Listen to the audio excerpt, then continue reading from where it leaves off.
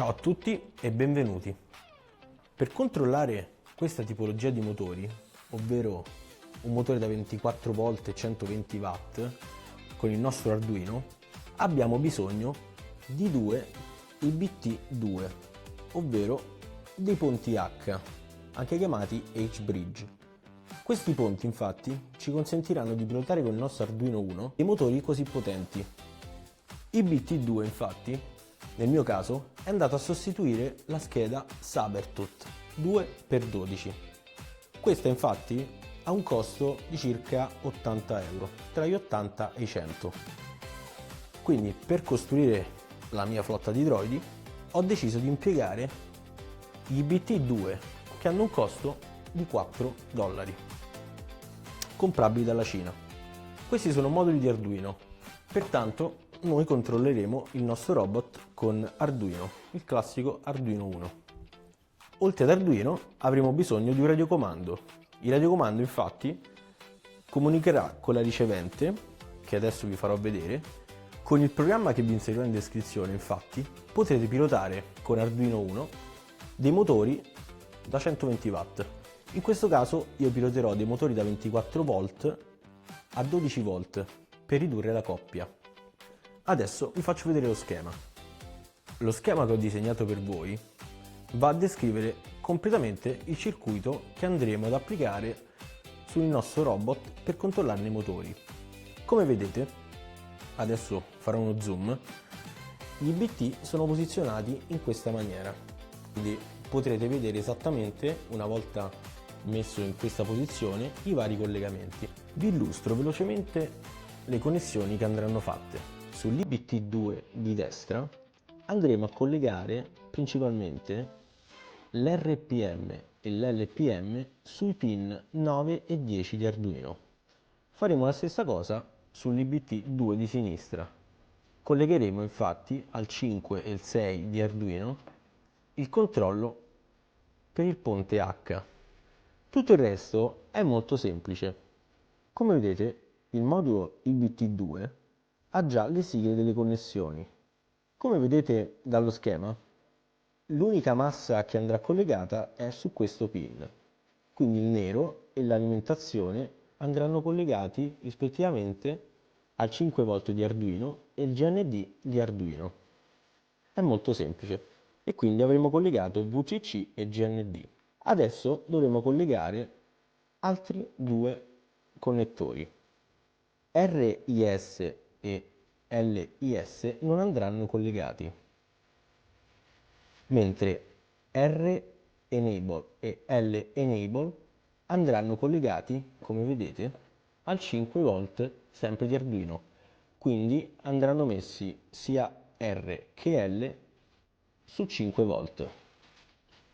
Infine abbiamo i pin di controllo, ovvero RPVM e LPVM. Questi due infatti andranno collegati uno al pin 9 e all'altro al pin 10.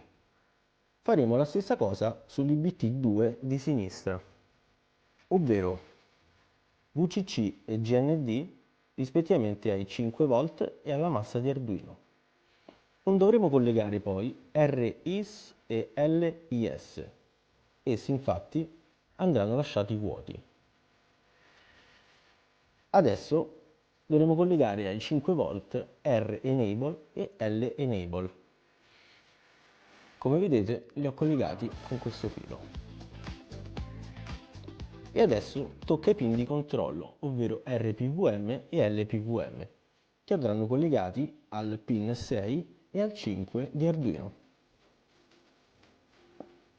Per concludere i collegamenti andranno collegati, se giriamo il modulo, il motore meno, motore più a sinistra e batteria più, batteria meno. Infatti questo modulo viene pilotato da Arduino su questa parte del circuito, ma qui ha un'alimentazione sua esterna.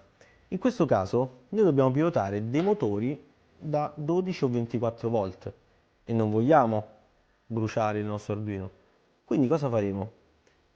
Collegheremo l'alimentazione, ovvero la nostra batteria a 12 volt, separatamente da Arduino, Quindi Arduino controllerà questa parte e noi alimenteremo i motori con una batteria separata, ovvero il più e il meno su batteria meno e battery più, e poi il nostro motore su motore più e motore meno. Adesso è il turno della nostra ricevente. In questo caso è una minima 6S, ovvero quella del mio radiocomando. Quindi ogni radiocomando ha una sua ricevente. Quindi una volta che siamo sicuri che le due linkano e funzionano, non ci rimane che alimentarle.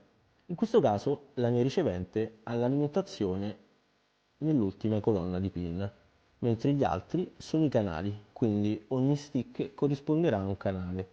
Adesso vi farò vedere lo schema della Hi-Tech Minima 6S. Come vi dicevo, io ho una Minima 6S e l'alimentazione è sul pin destro e centrale e potremo alimentare la nostra ricevente tramite Arduino, sempre attraverso il 5V e il GND. Quindi il GND a destra, 5V al centro. Mentre i canali che ho utilizzato per far andare i robot avanti, indietro, destra e a sinistra, ho utilizzato il canale 3 e il canale 4, solamente collegando un pin. Una volta collegata l'alimentazione, potremo collegare il canale 3 e il canale 4 della ricevente. Il canale 3 lo collegherò, per non sbagliarmi, al pin 3 di Arduino, mentre il canale 4 ho deciso di collegarlo al canale 2, che riceve un segnale PWM, che sono quelli che comunicheranno il segnale che il radiocomando invierà alla ricevente. Eccoci qui nella parte finale del video dove faremo il test. Ho replicato esattamente i collegamenti che avete visto, li ho attaccati a una batteria, ma la batteria l'ho attaccata a un interruttore. Come vedete c'è un interruttore e un fusibile, per evitare cortocircuiti. Ma i collegamenti, come vedete, sono esattamente gli stessi. Possiamo procedere al test. Accendiamo il nostro radiocomando, accendiamo il nostro circuito e adesso vediamo che aumentando lo stick i nostri motori andranno avanti. In questo caso ho tarato il radiocomando in maniera tale che lo stick torni al centro, a sinistra, avanti e poi a destra. Quindi cosa sta succedendo? Che i nostri ponti H stanno miscelando.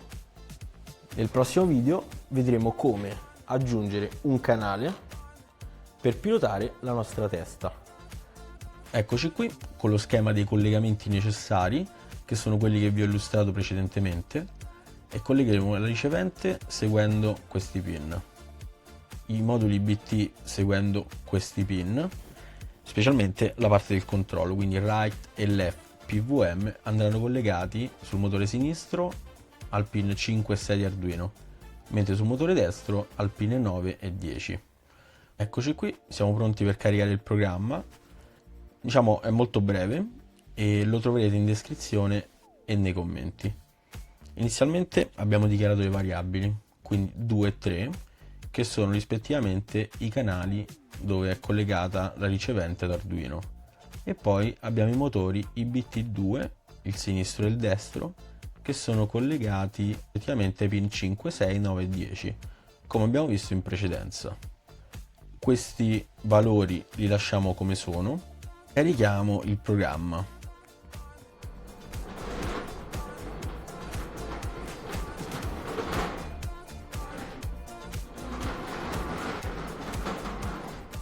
Ed eccoci qua, il nostro esperimento è concluso. Se siete interessati alla costruzione di uno dei droidi, fatemi sapere nei commenti, iscrivetevi al canale e ci vediamo nei prossimi video. Ciao a tutti!